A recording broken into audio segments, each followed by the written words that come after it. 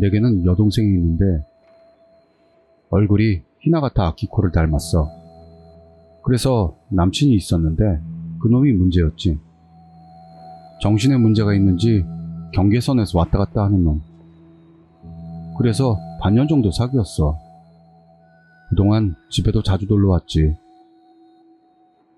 어느 날 여동생이 내 방에 오더니 갑자기 안겨서 서럽게 우는 거야. 왜 그러냐고 영문을 물어보니 버림받았다고 해. 남친한테 새 여자가 생겼대. 나로서는 굉장히 실망스러워서 말이지. 그 남친은 나보다는 어렸는데 히키코모리인 나한테 자주 전화도 해주고 차를 가지고 와서 놀러도 가자고 꼬시기도 해주곤 했었어. 나는 여동생하고는 다르게 존못이라 사람을 회피하는 인생을 살아온 터라 너무 좋았었거든. 그래서 그 이야기를 들은 순간 뭔지는 모르겠는데 화가 나서 말이야. 그놈한테 전화를 한 거지. 나중에 만나서 얘기 좀 하자고. 그랬더니 그건 무리라고 말하는 거야. 하지만 끈질기게 협상한 결과 지금 사귀는 여친을 동석하게 해준다면 만나서 얘기할 수 있다는 말을 했어. 그날에 만나기로 한 카페에 갔었어. 창너머 안쪽에 그놈의 모습이 보여. 옆에 앉아있는 여자는 어떤 사람일까 하고 들여다봤는데 없었어. 화장실 같은 데 갔겠지 생각하면서 안으로 들어가 걔가 있는 자리로 향했어. 그놈의 얼굴을 보고 나는 놀랐어. 얼굴에서 목에 이르도록 상처 두성인 거야. 오른팔에는 깁스가 채워져 있었고 엄청 잘생긴 놈이었기 때문에 더 놀란 거지. 너무 놀라서 무슨 말을 해야 할지, 무슨 말을 내가 하려고 준비해왔는지 기억이 안 나는 거야. 인사를 나누거나 알바 여자에게 주문을 하거나 하면서 어떻게든 모른 척하면서 나를 진정시키려고 했어. 커피가 오고 나서도 여친의 모습이 보이지 않아 오늘은 그 여자 안 오냐고 물어봤더니 금방 올 거라는 거였어. 점점 안정이 되면서부터 그 상처는 어떻게 된 거냐 했더니 날 쳐다보지도 않고 계단에서 불렀다고 해. 분명 거짓말이라고 생각했지. 계단에서 굴렀다고 해도 그렇게 얼굴에서 목에 걸쳐 핥힌 듯한 상처는 안 생겨. 은근히 눈치 못 채게 얘기의 각도를 바꿔가면서 신문이라도 해야 하나 그런 느낌으로 물어봤어. 그러는 사이에 그녀가 왔어. 엄청난 미인이었지. 배우로 치면 누굴까? 후지와라 노리카를 젊게 만들어서 좀 날씬하게 만든 느낌? 그런 생김새의 미인이었어. 처음에는 웃는 얼굴이었는데 나를 보자마자 기분이 나쁜 듯한 얼굴이 되니까 녀석은 움찔하는 거야. 그러더니 테이블이 정말 살짝만 흔들렸어. 아주 살짝. 자세히 보지 않으면 눈치도 못 챌 정도로. 실은 그 녀석의 다리가 떨린 거지만 그놈은 나랑 눈도 마주치려고 하지 않을 뿐만 아니라 계속 아래만 쳐다보고 있었어. 이때 딱 감이 왔지. 그 녀석의 상처는 이 여친이 입혔을지도 모른다는 걸. 그래서 그 후지와라 노리카가 그 녀석을 대신해 나한테 입을 연 거. 뭔가 슬퍼지더라. 나는 그놈과 얘기하러 여기 온 건데 혹시나 하는 생각에 여동생 이야기는 절대 꺼내지 않으려고 했어. 그러니 핵심을 파고들 만한 이야기가 나오지를 않았어. 후지와라 노리카는 시종일관 기분 나쁜 느낌으로 나와 이야기를 했어. 그런데 같은 시비조의 느낌으로 중요한 이야기도 못하고 그날은 그 녀석과 헤어졌는데 헤어지기 직전에 후지와라 노리카가 말했어. 더 이상 이 사람한테 연락하지 마요. 더 전화하면 가만두지 않겠어요. 라고 말이야. 엄청 큰 소리로 말했어. 왜냐하면 주위의 다른 손님들이 우리 쪽을 봤으니까. 돌아갈 때 그 녀석은 진심으로 미안하다는 듯 나한테 깊이 고개를 조아렸어. 나는 직감적으로 이 이상 관여하면 안 되겠다 싶어 여동생에게도 그런 걸 전했던 걸로 생각돼. 그리고 얼마 후에 그 그 녀석에게서 전화가 온 거야. 집에서 재워달라고. 엄청나게 절박한 목소리였어. 지금 어딘데? 물었더니 집 근처라는 거야. 여동생이 있는 바로 앞에서 나는 그건 안 된다고 말했어. 그랬더니 그 녀석은 전화 너머에서 울기 시작하는 거지. 얘기 좀 들어달라면서 간청을 해왔어. 보통 일이 아니구나 싶었지만 그런데도 여동생이 허락이 필요하잖아, 상식적으로. 그래서 동생을 바꿔줬더니 2, 3분 통화하더니 바로 담요를 가지고 밖으로 나가는 거야. 담요라니까, 담요. 그 녀석은 무슨 일인지 팬티 바람으로 집 근처까지 와 있었던 거야. 여동생하고 바짝 붙어서 담요를 몸에 두르고 얼굴은 눈물 콧물 범벅이 돼서는 우리 집 현관으로 왔다니까. 나를 보더니 큰 소리로 죄송합니다 하고 울면서 무릎을 꿇었어. 동생이 그 옆에서 자기는 잘못 없어. 그러니까 신경 쓰지 마. 울면서 말했어. 그래서 말이야, 이게 무슨 현관 앞에서 냄새가 나는 거야. 지독한 냄새가. 채취라고 해야 되나? 그 녀석을 진정시키고 자세히 보니 엄청 말라 있었어. 등도 상처투성이고. 보기로는 고문이라도 당한 상처 같은데 보다가 알겠더라고. 아, 후지와라 노리카가. 이대로 현관에 앉혀줄 수도 없어서 집에서 재우기로 했어. 일단은 여동생 방에서 묵게 되었어. 그 녀석을 목욕시키고 밥을 먹이고 나서 그대로 재웠지. 다음날 많이 안정도 됐고 해서 사정을 물어봤어. 그 녀석은 뭔가 생각났는지 부들부들 떨면서 이야기를 시작했어. 걔가 다니던 정신병원에서 후지와라 노리카와 만났대. 본명은 도쿠코라고 하더라. 도쿠코도 환자 중 하나로 대기실에서 자주 만나다가 친구가 되었다고. 어느 날 녀석이 병원에서 약을 처방받아 돌아가던 때 도쿠코가 약국에서 기다리고 있었다고 해. 시간도 많으니 커피 한 잔 어떠냐는 말을 듣고 이놈은 헤헤거리면서 도쿠코를 따라갔다는. 그래서 그날 이놈은 그 여자랑 했다는 거지. 이 녀석이 말하길 그녀가 꼬셨다는데 그날부터 연락이 빈번하게 오게 됐고 어느 날 아침 애가 생겼다는 연락이 왔다고. 녀석은 그리 잘 사는 집안이 아닌 모자 가정이었어. 그래서 책임을 질 수는 없어서 전전긍긍하던 중에 그 여자네 아버지한테서 전화가 왔다는 거야. 그래서 이 녀석은 내 여동생과 헤어지고 싶지가 않아 임신시킨 일 같은 걸 숨기면서 사태를 수습하기 위해 아버지와 만날 약속을 했대. 장소는 도코코가 사는 고급 아파트라고 들어서 학교를 쉬고 그곳으로 갔대. 거기서 말도 안 되는 사실을 알게 됐다는. 도코코의 아버지는 야쿠자 두목이었던 거야. 두목이 말하길 자기 딸을 흠집을 냈으니 책임져라. 거기다 무슨 일인지 이번에는 중절을 시키고 딸네 아파트에서 살아라. 그리고 대학 졸업을 하자마자 결혼해라. 같은 말을 들었다고 해. 이 녀석은 너무 무서워서 사고회로가 정지된 채 각서 같은 걸 쓰고 그날은 풀려났다는 이야기. 다음날 모르는 남자들이 그 녀석네 집에 와서 마음대로 짐을 싸들고 이놈을 도쿠코의 아파트로 끌고 갔다고 해. 도쿠코를 만나자마자 내 동생이 지금 여친과 헤어지라고 그 녀석한테 명령이 왔다고. 도쿠코의 눈앞에서 전화로 헤어지겠다고 하라고. 녀석이 너무 심하지 않냐고 항변했더니 도쿠코는 사람이 변하더니 주먹질을 해왔대. 녀석은 반항도 하지 못했다는. 도쿠코의 아버지가 야쿠자 두목이라 너무 무서웠다는 이유로 말이야.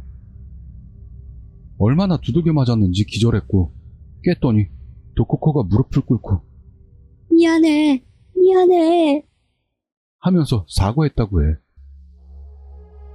그래서 다음 주까지 중에만 헤어져도 괜찮으니 다시는 만나지 않기로 합의했던 것 같아.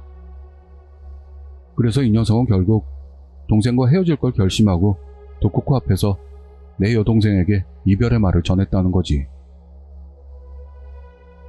그때부터 지옥이었다고 해. 녀석이 정당한 비판을 입에 담으면 바로 주먹이 날아왔다니. 그뿐만이 아니라 너희 엄마가 어떻게 돼도 모른다는 둥, 그런 위협을 당하면서 결국 입을 다물게 됐대. 폭력이 없는 날은 없었다는 듯. 도쿠코는 전혀 집안일을 하지 않았고 전부 이 녀석한테 시켰대. 청소가 되지 않은 부분이 나오면 두말할 필요도 없이 주먹이 날아왔다고. 때로는 된장국이 맛없다는 이유로 펄펄 끓는 국을 몸에다 뿌리는 것 같은 일은 보통이었대. 일반적이라면 이렇게까지 당하게 되면 헤어지자고 하거나 도망치는 게 보통 아니야? 그런데도 앞서 말했다시피 엄마나 내 여동생을 어떤 의미에서 인질로 삼고 있으니 도망치고 싶어도 도망칠 수 없었던 거지. 그 말을 듣다가 동생이 통곡을 했어. 놈은 학교에 갈 때 빼고는 노예 같은 생활을 한 거야. 얘기 도중 미안하지만 야쿠자들의 정보망은 엄청나지 않아? 우리 집 정보, 호적, 가족 구성이나 토지, 건물의 소유자와 아버지와 엄마의 회사, 남친 집의 가족 구성이나 어머니의 근무처라든지 근무하는 곳의 정보 같은 걸 싸그리 알고 있는 거지. 그걸 도쿠코가 보여줘서 더는 아무 말도 할 수 없었대. 공포에 질려서 사고해라고 멈췄다고. 달아나기 전까지는. 그리고 도쿠코와 할 때의 영상까지 찍혀서 이젠 달아날 수 없다고 확신했다고요. 그런데 결정적인 일이 벌어졌지. 이 녀석은 자살을 시도했대. 손목을 그었다고. 병원에 가서는 뭐 괜찮았는데 퇴원하고 나서 그날 바로 아파트에 감금되었어. 그게 열흘 정도 계속됐다는데 대단하다고 본 건 묶어서 움직일 수 없게 만드는 침대를 팔고 있었다는 거. 똥을 싸도 괜찮게끔 계속 침대에 묶어놓는 게 목적인 듯한 침대.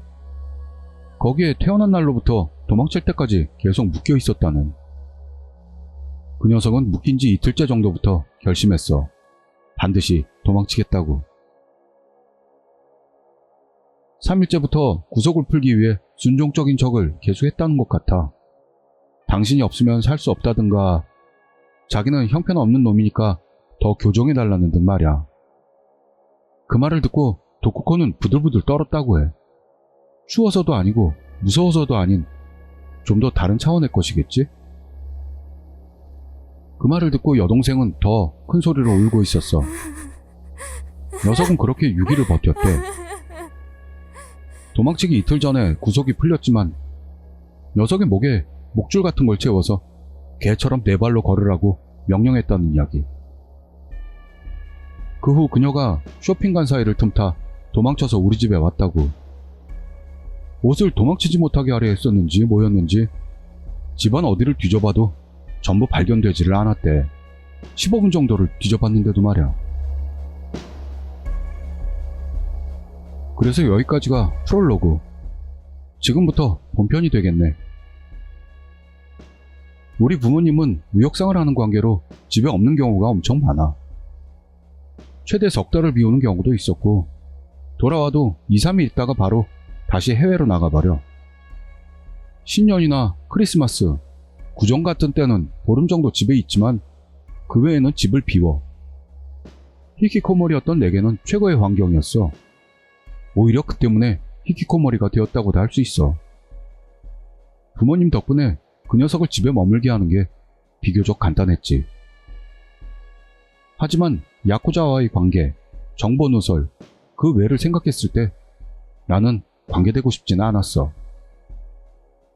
왜냐하면 최고의 히키코모리 생활이 불가능해질 우려가 있어서야.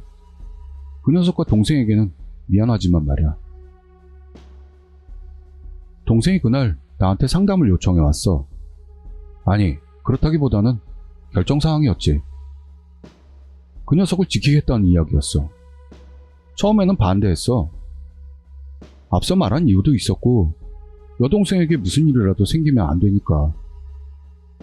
그런데도 동생은 말했어. 그 녀석이 죽으면 자기도 죽겠다는. 그렇다면 경찰에 알리자고 했더니 놈이 자살이라도 하면 어떡하냐는 거지. 나는 고민에 고민을 거듭했어. 그리고 결론을 내렸지. 놈을 숨기는 방향으로. 그날 저녁은 즐겁게 먹었어. 여동생이 평소엔 잘 만들지 않는 녀석이 좋아하는 햄버거를 만들어줬어. 그놈을 위해서였지만 말이야. 그리고 실현한 날부터 보지 못했던 웃는 얼굴을 오랜만에 보여줬어. 배가 불러 행복한 기분으로 히키코모리로 다시 돌아와 게임을 하고 있었을 때야.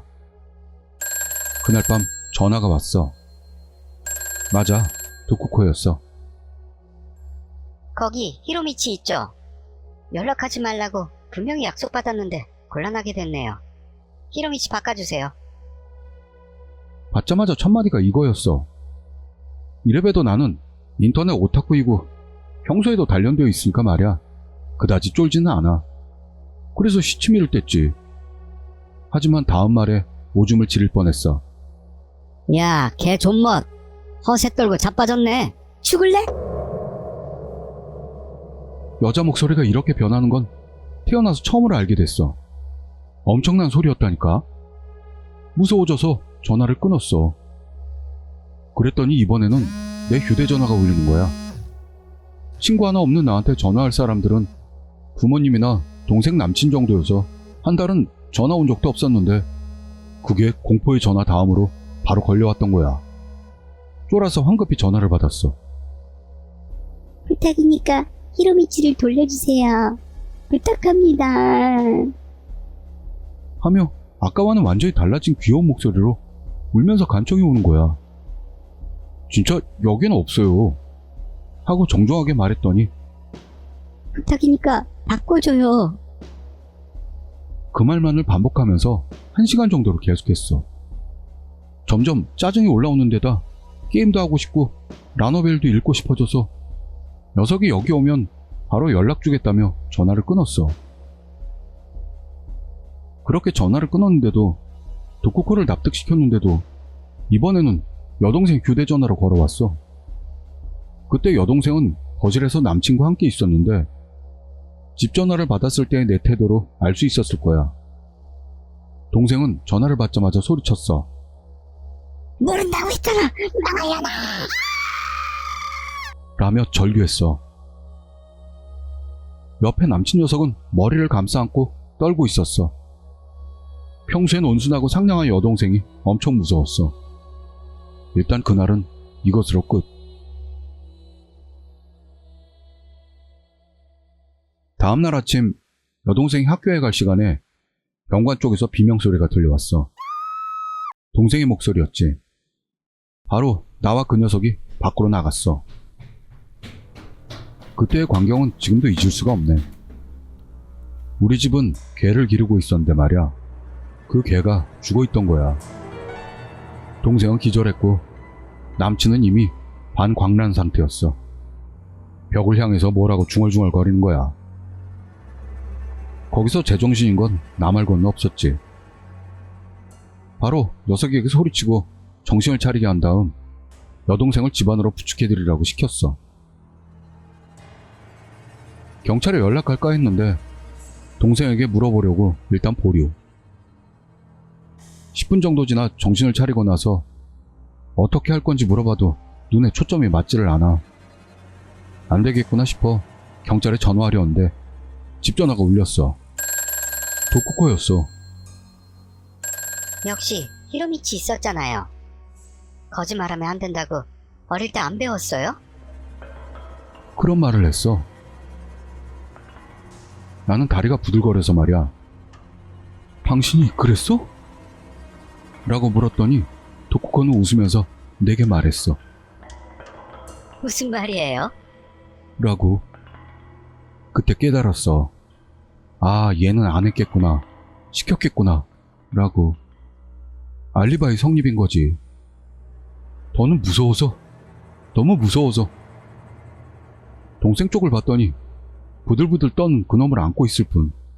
나도 좀 안아달라고 하고 싶더라고. 다음날 우리 집에 온다고 하고는 일방적으로 끊었어.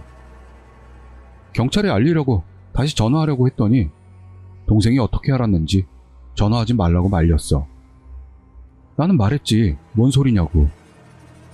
그랬더니 동생은 떨고 있는 남친을 안고 말했어. 그랬다가 이 사람의 비밀 같은 게 어떻게든 드러나지 않겠어? 그럼 오빠가 책임질래? 그런 말을 듣고 나는 신고를 포기했어.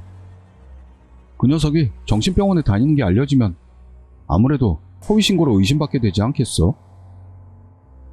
게다가 경찰에 신고했다가 부모님이 돌아온 뒤에 책임을 물어서 히키코모리를 계속할 수 없게 될지도 몰라. 그렇게 생각했어. 그럼 따로 경찰에 신고하지 않아도 괜찮겠지라고 어거지로 나를 납득시켰어. 그게 잘못이었던 거지.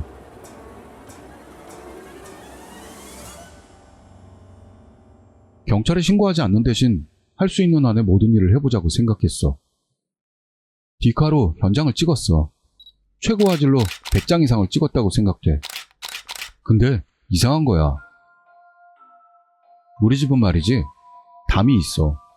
높이 2m 10cm, 두께 50cm에 개인 부지에 둘러싸여 있는데 어떻게 들어왔는지 말이지. 담을 타고 들어올 수 있을 구조도 아닌데. 그래서 심부름센터를 불렀어. 개의 사체를 처리하기 위해서. 그때도 나는 실수를 저지르고 있었던 거야. 탐정에게 부탁했으면 좋았을 텐데. 현장을 경찰이 아니라도 프로에게 맡겼으면 좋았을 텐데. 그동안 심부름센터 사람이 왔는데 엄청 놀라더라. 나랑 얘기한 동안에도 왠지 싸한 표정으로 이야기를 할 뿐이야. 내 눈도 쳐다보지 않고 말이야. 경찰에 알리는 쪽이 좋지 않겠냐 같은 말을 하길래 성금을 더 얹어줬더니 바로 착수에 들어갔어. 심부름센터 사람은 피나 흩어진 내장을 치우고 부서진 계집을 수리해줬어. 돈을 15만원 이상 지불했어. 엄청 비싸더라. 그래서 게임을 할 수 없게 되었어. 동생은 친구들을 집으로 불러 택시를 타고 학교에 갔어. 그 녀석하고 나 둘이 된 거야. 둘이서 대책을 강구했지. 지금부터는 현관 앞에서 무슨 일이 일어나도 바로 나가서는 안 된다. 장은 여동생이 보게 하고 편의점이나 백화점에는 배달을 요청한다. 집 밖으로 나가지 않는 게 제일 중요한 거라 생각한 거야. 안심했더니 졸음이 마구 쏟아져서 말이지. 내가 자려고 했더니 이놈이 쫓아 들어오는 거야. 무슨 용무냐고 했더니 전날 밤 잠을 못 잤는데 혼자 자는 게 무서워서 같이 자달라는 얘기였어. 그래서 같이 잤지. 여동생 냄새가 나더라. 저녁이 되고 나서 동생이 친구들 둘과 검도를 한다는 여자애들 둘, 도합 넷을 데리고 돌아왔어. 전부 애들이 예뻤어. 여동생 말을 들어보니 무서우니까 모두 함께 모여서 자러 왔다는 거야. 그래서 모두 많은 짐을 챙겨온 거래. 집안이 꽤 떠들썩해져서 즐거웠어. 아, 맞아. 집에 여자들이 오면 좋은 냄새가 나. 그래서 더 기뻤어. 그날 밤은 카레라이스를 먹으면서 자기소개가 있어서 뭔가 수학여행 같은 느낌이었어. 나는 중고등학교 수학여행은 가본 적이 없는데 말이야. 그 뒤 트럼프나 보드게임 같은 걸 했어. 아침에는 지옥이었는데 이런 느낌의 천국이 계속되면 좋겠다는 생각이 들었어.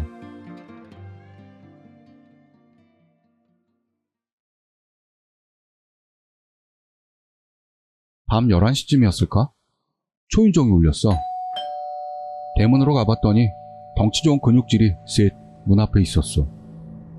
나는 놀랐지. 초중고 때 그런 불량아들에게 돈을 빼앗겼기 때문에 트라우마가 되살아나는 것 같았지만 밤늦게 무슨 용무라도 있으신가요? 라고 정중하게 물었더니 덩치가 이렇게 말했어. 여기 히로미치 씨 왔죠? 라고 말이야. 아니요, 오지 않았는데요? 했더니 덩치들끼리 뭐라고 소곤대는 거야. 어떻게 할까 라든지 위험하지 않아 라든지 말이야. 나는 머리를 재빨리 굴려 생각했어. 도쿠코가 돈 주고 시켰을 거라는 결론이었어. 아니나 다를까. 그랬더니 덩치들이 문을 열고 들어오려고 하는 거야. 우리 집 문은 꽤 튼튼해서 그렇게 간단히 부수지는 못해. 서로 밀치고 잡아당기고 난리였어. 그만둬요! 하고 소리쳤더니 덩치가 큰 소리로 히로미치 씨를 감금하고 있는 의심이 있습니다. 라고 큰 소리로 말하는 거야. 이거야말로 이웃에게 들릴 것 같았어. 놀라서 나는 문이 열리지 않도록 전력으로 막았어. 그랬더니 여자애들 셋이 잠옷바람으로 뛰어나와 주었어. 동생은 경찰에 신고하고 있는 것 같았어. 그런 일이 5분 정도 계속했지. 경찰차 불빛이 보였나봐. 덩치들이 도망쳐! 하는 소리가 들리더니 순식간에 사라졌어. 경찰이란 게 참 너무하더라. 도망치는 놈들이 있는 걸 보면서도 쫓지를 않고 우리 집으로 들어왔다니까. 범인을 쫓아야지. 지금 도망치고 있잖아. 그렇게 생각하는데 경찰이 들이닥쳐서 이유를 설명했지. 이상한 남자들이 문을 함부로 열려고 해서 막았다고 말이야. 면식이 있는 사람들이었나요? 같은 질문을 들어서 얼굴을 못 봤다고 했어. 그래서 모른다고 대답했어. 경찰과 현관에 서서 이야기했어. 남친에 대한 건 이야기하지 않고 말이야. 동생이 하지 말라고 했으니까. 모두 흥분해서 밤 1시까지 이야기를 나눈 후 나를 제외하고 둘이 한조가 되어 정해진 방으로 들어갔어. 이 시점에서 부모님이나 경찰에 다시 연락했더라면 좋았을 거라고 지금도 후회하고 있어. 하지만 부모님에게 연락했다간 내가 있는데 어째서 이렇게까지 됐냐는 둥 들을 게 뻔하고, 경찰에 연락했다간 여동생이 자살하겠다고 하고 자살할 건 네 남자친구 아니냐고 말할 뻔했다고. 그래서 우선 나중에 생각하기로 했어. 그날 저녁도 즐거웠어. 햄버거와 가라아게가 나와서 맛있었어. 결혼하고 싶다는 생각이 들더라. 평생 할 수 없겠지만 말이야. 그날 밤부터 말없는 전화가 엄청 많아졌어. 저녁 8시 정도부터 걸려와. 전화선을 뽑아놓고 휴대전화 전원을 껐어. 그날은 그 정도로 아무 일도 없이 지나갔어.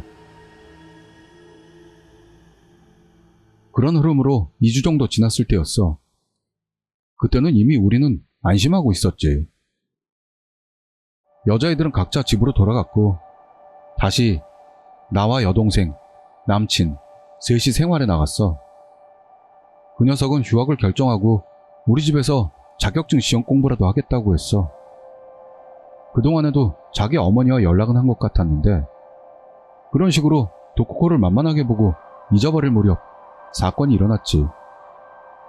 그 녀석하고 여동생이 둘이 데이트를 나간 거야. 그날은 늦게 올 거라면서 동생은 내 밥을 2인분 준비해놓고 나갔어. 내 기억으로는 이게 여동생의 마지막 햄버거였지.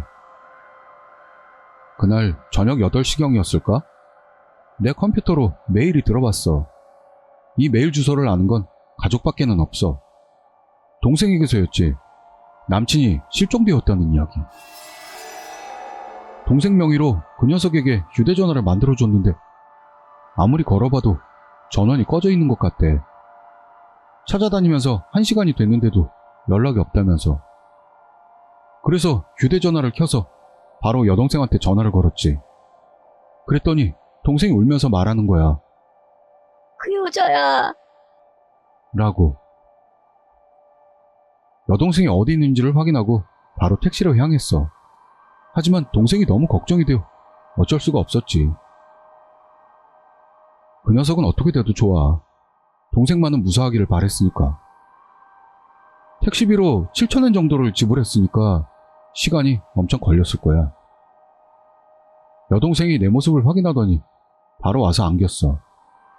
얼굴이 새파랬어. 지금이라도 금방 죽을 것 같은 얼굴이었어. 어떡해. 나 때문에. 미안해. 계속 그렇게 말했어. 가슴이 아프더라. 그래서 근처 파출소에다 신고를 했어. 그런데 의아한 표정을 짓는 거야. 내연 관계? 같은 거로는 수색 의뢰를 넣을 수가 없다는 거지. 그도 그럴 게 여동생이 싫어져서 증발했을지도 모를 일이잖냐는. 그런 말을 듣는다면 우리들로서는 그걸 반박할 증거가 없으니까 말이야. 그 녀석의 모습을 본 건 나도 여동생도 그게 마지막이었어.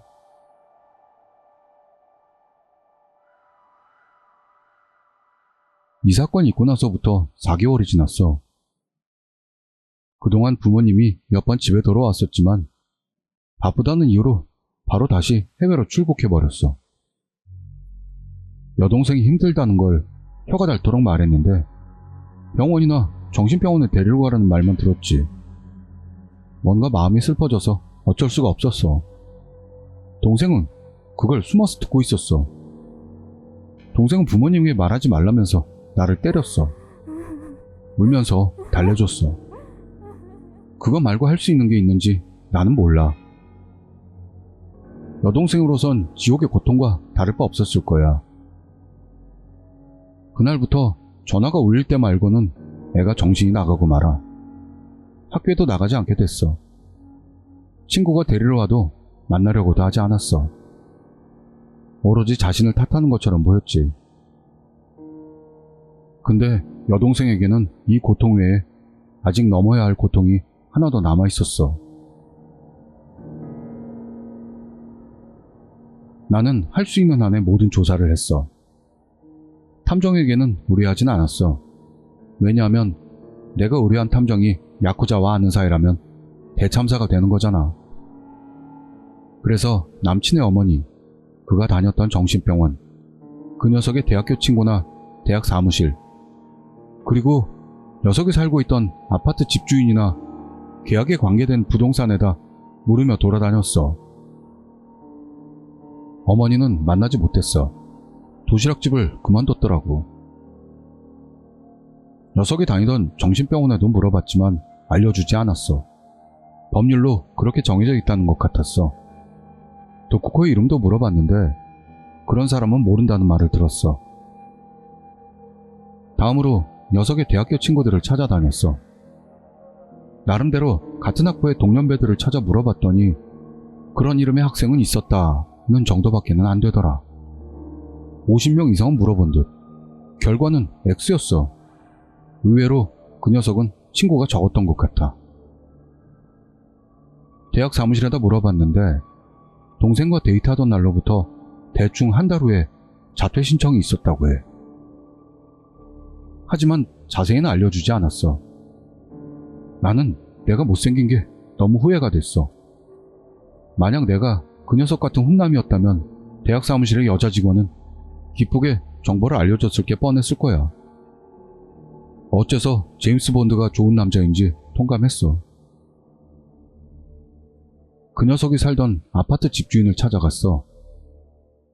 집주인은 그 청년은 어딘가의 상속자 아니냐고 하는 그런 얼빠진 질문을 했어.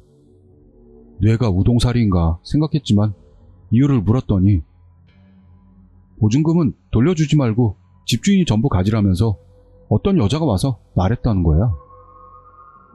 그리고 여자 이름은 기억나지 않는다고. 단지 미인이었다고. 정신 나간 생마 같은 늙은이잖아. 여하간 집주인은 까다로운 이야기는 싫어하는 눈치라서 그냥 그대로 알겠다고 했다고 해. 게다가 그 여자는 집 내부 공사도 자기가 비용을 부담하겠다며 보통이라면 있을 수도 없는 서비스였다면서 이런 사람은 전무후무로 처음이었단 이야기야. 이 이야기를 들었을 때 솔직히 소름이 돋았어.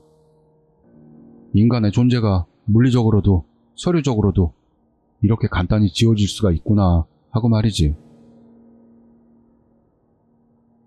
부동산에다도 물어봤지만 아무것도 모른다고 했어. 마지막으로 사법서사? 행정서사라고 하나? 동네 법률가라면 어떻게라도 해준다고 들어서 그걸 믿고 상담하러 갔는데 처음에는 좋게 대해주더니 모든 걸 듣고 나서는 나가라고 하더라고. 저는 이런 이야기는 일절 들은 적 없습니다. 라며 상담료도 돌려줬어. 절망스러웠지. 나는 돌아올 때 공원에 들러 부들부들 떨면서 소리내어 울었어.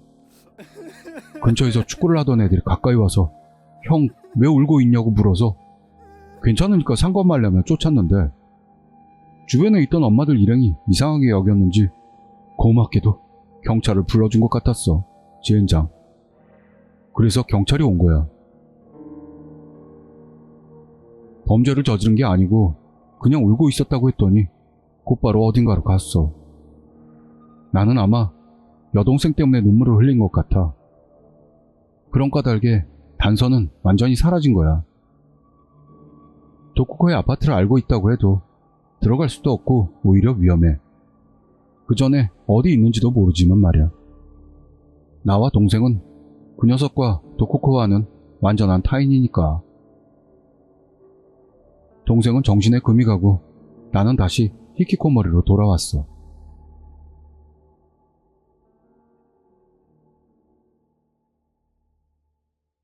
어느 날 저녁, 내가 장을 보던 중 여동생에게서 전화가 왔어. 굉장히 밝은 목소리였어. 하지만 뭔가 이상했어. 잠깐 나갔다 올게. 내일은 햄버거 만들어줄 테니까 기대해. 같은 말을 해왔지. 나는 전화 너머에다 대고 안 된다고 소리쳤어. 어디 가냐고 물으면서. 그랬더니 깜짝 놀라게 해줄게. 라며 전화가 끊겼어. 다시 전화를 걸었지만 전원이 꺼진 상태였어. 안 좋은 예감이 멈추질 않았어. 바로 집으로 돌아가서 여동생 방에 들어가 동생 친구들에게 연락을 돌렸어. 지금까지의 사정과 경과를 이야기하고 동생을 보게 되면 바로 확보해달라는 걸 부탁했지. 나는 아버지 차를 몰아서 여동생이 갈 만한 곳을 찾아다녔지만 찾을 수가 없었어. 여담이지만 이 일이 있은 지 1년 후에 여동생을 병문안 왔던 친구들에게 들은 이야기로는 그날 남친에게서 연락이 있었다고 해.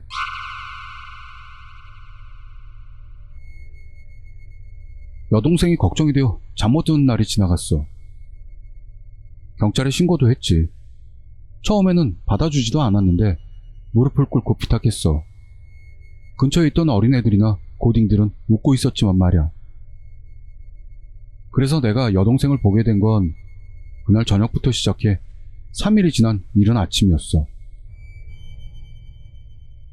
그날도 잠을 못 잤다고 생각하면서 대문 있는 곳으로 신문을 가지러 갔어.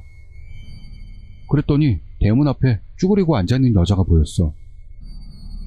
동생이었지만 말이야. 경악했어. 동생의 변한 모습에. 얼굴은 한쪽 눈이 부었고 다른 한쪽은 눈알이 새빨갛게 변해 있었어. 허벅지는 밧줄로 묶었던 것 같은 자국이 있었고 머리카락도 다 잘려 있었어. 종아리와 무릎은 빨갛게 까져 있었어. 동생은 나를 보고도 나인 줄을 깨닫지 못하는 것 같았어. 나는 반은 미쳐서 큰 소리로 동생에게 정신 차려! 하며 소리를 질렀어. 그 소리가 너무 커서 이웃들 집이 문을 열었을 정도. 그 정도로 큰 소리를 질렀다고 생각돼. 바로 여동생을 위해 목욕물을 데웠어. 대충 무슨 일을 당했는지 짐작이 갔어. 곧 동생 친구에게 전화해서 집으로 와달라고 했지. 같이 목욕을 해줄 걸 부탁하고 피해 상황에 대한 확인을 부탁했어. 틀림없이 그걸 당한 것 같았어. 여동생은 인형처럼 되어 있었어. 가슴은 보라색으로 부어 있었고 귀도 빨갛게 부어올라 있었어. 머리카락도 길었었는데 모두 잘려 있었지. 오른팔에는 몇 개나 되는 주사 자국이 발견됐어. 욕실에서 우는 소리가 들려왔어. 처음에는 동생인가 생각했지만 아니야. 친구가 우는 소리였어. 너무나도 처연한 울음소리였어. 분노할 때나 괴로울 때 나온 소리는 절대 아니야. 듣고 있었더니 나도 울 것만 같았어. 나는 너무 화가 난 나머지 화장실에 가서 토하고 말았어. 그 후 병원에 갔지. 병원에 가자마자 입원을 하게 됐어. 동생 친구들 넷이 번갈아 가며 지켜줬어. 그런데도 동생은 그저 인형 같은 모습이었어. 간호사와 의사가 경찰을 부르겠냐고 물었지. 신고죄라고 해서 고소해도 되고 안 해도 된다고 해. 자세한 건 모르겠지만 말이야. 그래서 동생 친구 넷을 모아놓고 물어봤어. 그랬더니 고소하는 걸 모두가 반대했어. 나는 얼굴이 새파래져서 왜 안 되냐고 소리쳤어. 그런데 친구들이 나를 책망하는 거지. 오빠는 동생 생각을 전혀 하지 않는다면서 동생의 명예는 어떻게 되냐고 나한테 오히려 물었어. 이제 다시는 결혼도 못하게 될지도 모른다고 했어. 오빠는 이기적이라는 말을 들었어. 사건에서 2년 반이 지난 지금 나는 그 친구들이 했던 말을 제대로 이해할 수 있어. 그리고 2개월 후 병원을 옮기게 됐어. 동생은 처음에 입원한 병원에서는 의식이 돌아오지를 않았어. 결국 정신병원으로 이송되게 된 거야. 부모님은 여동생을 보고 울었어. 나는 아버지에게 맞았는데 반죽도록 맞았다고 해도 과언은 아니야. 병원 간호사가 아버지를 말렸고 주사를 놓았을 정도. 그 자초지종을 지켜보던 여동생은 울부짖었어. 아버지와 엄마는 지금까지 이상으로 집에 오지 않게 되었지. 마치 도망치는 것처럼.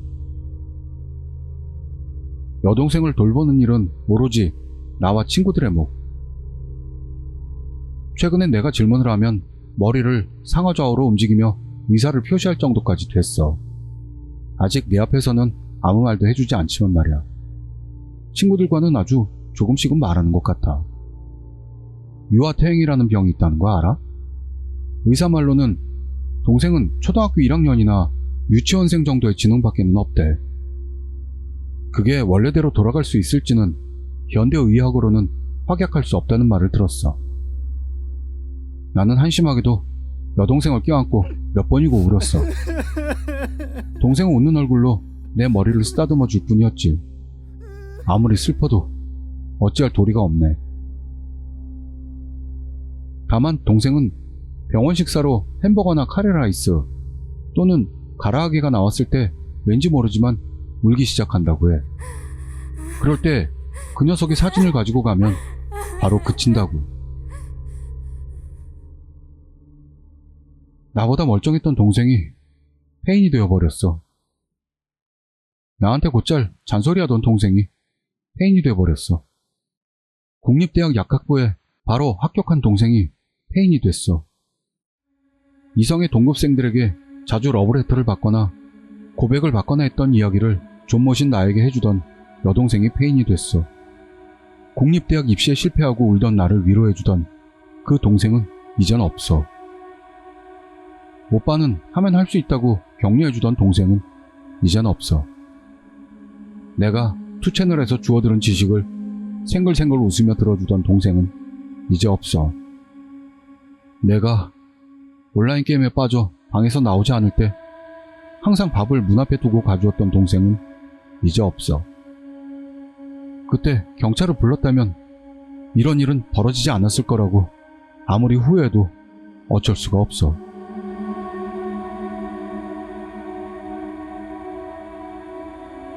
어느 날 유원지로 여동생과 그 친구들을 데리고 갔어. 물론 여동생은 휠체어. 모두가 번갈아가며 밀어줬지. 그랬는데 도코코를 봤어. 아기를 데리고 있었어. 남친의 모습은 그 사건 이후로 본 적은 없어. 아무런 내용도 없는 이야기라 미안해. 길기만 해서 미안해. 긴 이야기 들어주셔서 감사드립니다. 세상에는 겉으로 드러나지 않았을 뿐 엄청 무서운 이야기가 존재한다는 겁니다. 의사가 극한의 공포를 맛보았을 겁니다. 죽는 것보다 더 괴롭다는 건 분명 이것일 겁니다. 그런 말을 했습니다. 이 의사의 눈에 어렴풋이 눈물이 맺혔던 게 생각나네. 나는 그 말을 듣고 공원에서 미친 듯 발광했습니다.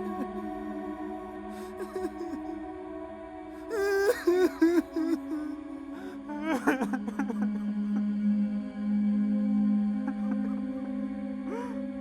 ha ha.